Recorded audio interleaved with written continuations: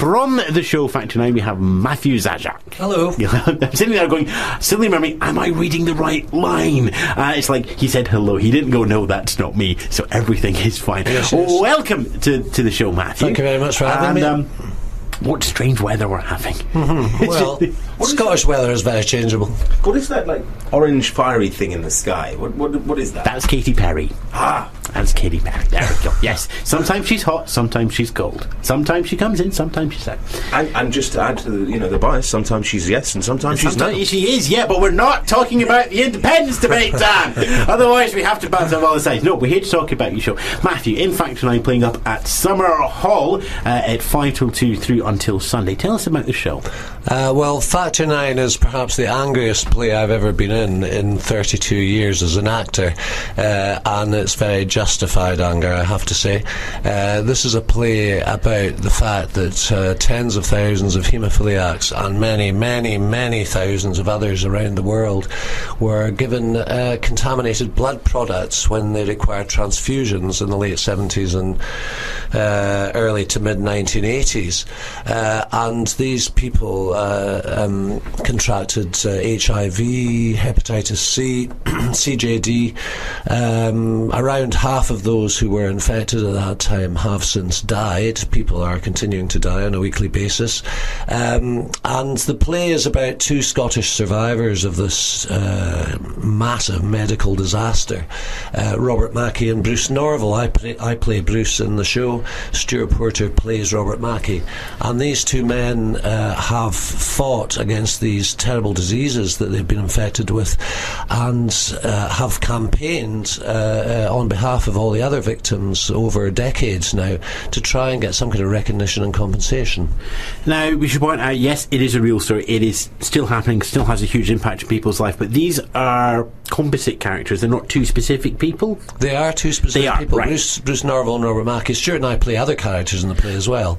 I mean, it's quite a kind of Brechtian kind of play in a way. It's like it's almost like an old-fashioned piece of agitprop from the 70s, political theatre, you know. Is it hard playing people who, as much as they are victims, they're also victors, because they've been, fighting the system for recognition, and they've been making that impact and reminding people that, that this situation has happened. Is it harder to play, people who you have to look in the eye and whose story you have to tell? Well, in some ways, yes. I mean, these aren't fictional characters; they're still alive, yes. And Bruce himself has actually seen the show about 20 times. He's a great supporter of it, and he's delighted to have another sort of medium through which to convey the story. So I wouldn't say it's harder, no. When you have someone, when you're playing an actual character and you know they're watching in the theatre, does he give you director notes at the end of it going, I would never have said that. Oh no, I'm not like that. I don't sound like that. No! I look more handsome when that happens. Well, one of his conditions was they got someone a lot better looking than him to play him. I don't know whether he succeeded in getting that. But no. I mean, the thing is, it's all in the preparation, isn't it? I mean, and Hamish MacDonald, who's written this play, was very thorough in his research. He spent a lot of time with Bruce and with Rab. And so all the words in it that they speak are by and large taken verbatim from conversations that Hamish has had with them. So I think they're pretty satisfied with the kind of accuracy of what we're portraying. This is a show that's actually really come of age, grown up and come of age in Edinburgh, isn't it? Because you guys had a run, was it down at the Travis? Well, the show opened in Sweden in March at the European Capital of Culture in a city called Umeå in northern Sweden. And then it went to Copenhagen, to Wales for a week, and toured all over Scotland, finishing at the Traverse in April. So, we've had lots and lots of practice doing it. It's a very slick show. It's a very technically complex show, probably one of the most complex shows technically you'll see on the Fringe. It's got a very detailed design, video design, sound design, composition, and we've got two fantastic technicians who manage to operate it and make it all cohere, because there's a lot of information for the audience to absorb, and it's a show where you really get your money's worth, because it is a really powerful and quite exciting piece of theatre actually, and although I say it myself, Stuart and I are both very experienced actors and we know what we're doing. Is there, how do you approach a piece like this, which is still very raw and exposed in terms of how it impacts modern day culture. With a great sense of responsibility. You know, I mean, the reason that we're actually at the Fringe is because after the success of the initial tour, there were individuals in the haemophilia community around the UK and internationally even who felt that it was imperative for the show to get to be presented at Edinburgh, and over 180 individuals and 5 charities donated money to enable us to actually present the show at the Fringe. So we feel a great weight of responsibility, but, you know, the support and the positive response has been so good from that community that we feel that we've got some authority in what we're doing. I mean, does that empower you as an actor, knowing that you have this wedge of support behind you? Yeah, well, I suppose it does. You know, and in the, you know, this is, you know, I mean, I think that you always have power as an actor. You know, you've got an audience in front of you, and you are in control of how that audience may feel, etc., etc. And it is kind of raised, I suppose, because of the kind of importance of this real story that we're relating to people. You know, fortunately, you know, we haven't messed it up. You know, I think we've done a good job on this story, you know, and that seems to be borne out by the reactions we're getting from audience members. That great prayer of the actor, please don't let me get it wrong. The way that you guys went about getting funding was through Kickstarter, wasn't it? Yeah. How would you describe it? Would you recommend it to other shows in similar positions? Well, I would, if you feel that it's something that is really going to press buttons with the right people, you know, with people who are actually going to support it. You know, I mean, I think it's always a speculative thing if you're going to ask individuals for money. It's not something our company has ever done, because we don't really believe in asking individuals to subsidise our shows, but we felt this was a special case. And I think if you've got a really strong case, then you should go for it, yeah.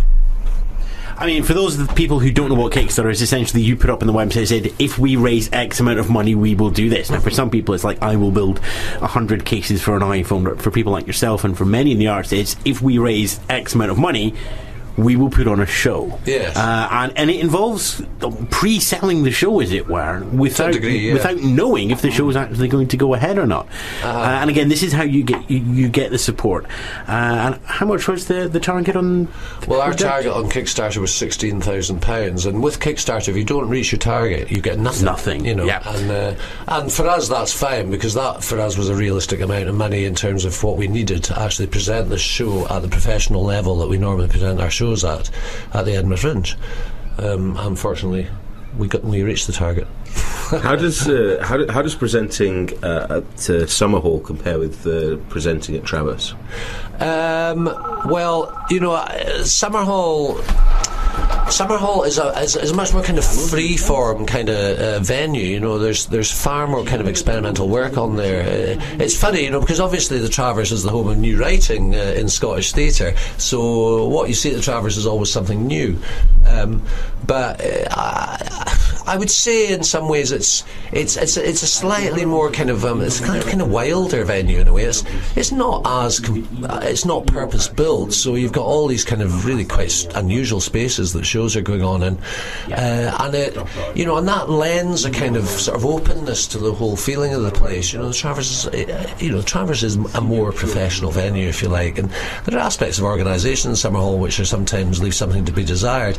But I think, you know, you've got to weigh that against the ambition of that venue. You know, they have something like 80 different shows on there.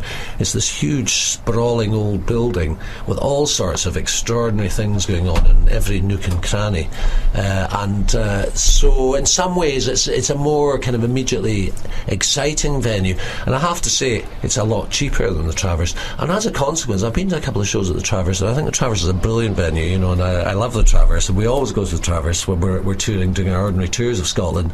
But because it's cheaper at Summerhall, and because I think there's a little bit more of a kind of experimental aspect to it, the demography of the audiences is quite different. You know, the Traverse audiences these days tends to be quite a lot older than the one you get at Summerhall.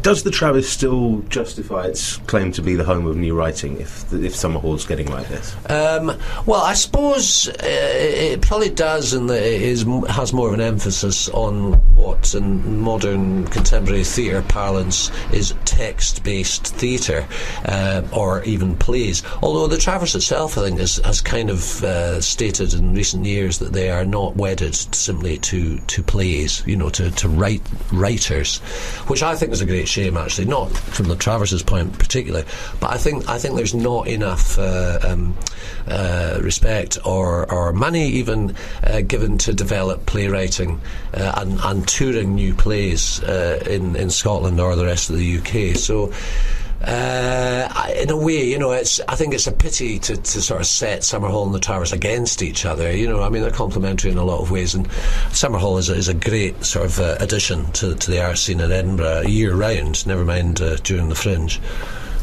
And of course, the obvious thing is, when you have more stages in Scotland, you need more plays. If you have more plays, more people will be writing. If there are more writers and more plays going on, people will see more theatre, and people go, can I give that a go? And then when you have these venues that are doing open days and stuff, it takes time, but in the same way that the comedy scene in Edinburgh used to be nothing, and then the Stand started off 14 years ago with one stage, and it just sort of built up from there. Hopefully we're starting to see that come through now as well, with places like Summerhall, with Traverse, and with the projects that are going on through Glasgow as well. Yes, absolutely. But the bottom line is, I mean, I've done quite a lot of work in Scandinavia over the last 3 years, and the fact of the matter is, most other Western European countries have a far higher level of arts funding from government than the UK does. And it's far more accessible for the new projects as well. Well, it tends to be, but I mean, I think it's I don't know exactly what the statistics are, but certainly 10 years ago, something like 0.6% of public expenditure was spent on arts and culture in Britain. That includes museums, art galleries, the rest of it. It's more like 1% in Scandinavia, in Germany, in France, etc., etc. Now, that's not a very large part of the public expenditure purse, but if you think about 0.6% compared with 1%, if you look at what we've actually got and what you might get with that extra 0.4%, it's enormous, the difference it could make. And especially when, as you've seen there, 16,000 is enough to get a really good show out there on the road. It's not a huge amount of GDP. No, it's not. And we also had an awful lot of money invested into buildings from lottery money, during the 90s and the noughties. And you've got a lot more really nice venues in the whole of the UK. But actually, there's been huge cuts in the arts in England, and we've had standstill funding in Scotland for the last few years, which is better. The Scottish Government has protected us a bit. But actually, there's far less product available, and a lot of promoters, are really struggling to find good quality product to put in their venues. And of course, one of the problems is that arts funding is recouped by the government in forms of VAT. People, they go out, they have a meal, or they go for a drink, or whatever it is, and so it is actually a hard benefit, but it's not a directly connected benefit. And the studies are clearly showing that actually it's something like, I think it's even as high as 4-to-1 return on in terms of arts funding versus VAT coming back in. So it's not sort of throwing money into the darkness never to see it again. No, I know. Yeah. Unless you are the darkness and you've applied for arts funding to do your fourth album, in which case it literally would be throwing money into the darkness. As long as you believe in a thing called love. Indeed, yeah. Have they made a third album? They have made a third album, yes. That's the worrying thing. That's why they need maybe recommend Kickstarter. There we are. We've went all kind of angry and stuff there, but that's okay, because that's what the Fringe is. It is a play that at its core is anger, and about officialdom, and also about caring and about one-to-one relationships. I mean, there really are some shocking aspects to the story, and some very serious negligence that has occurred. There are people who are infected who were not told they were infected, people who are infected who may have been part of a purposely infected experimental group. That's possible.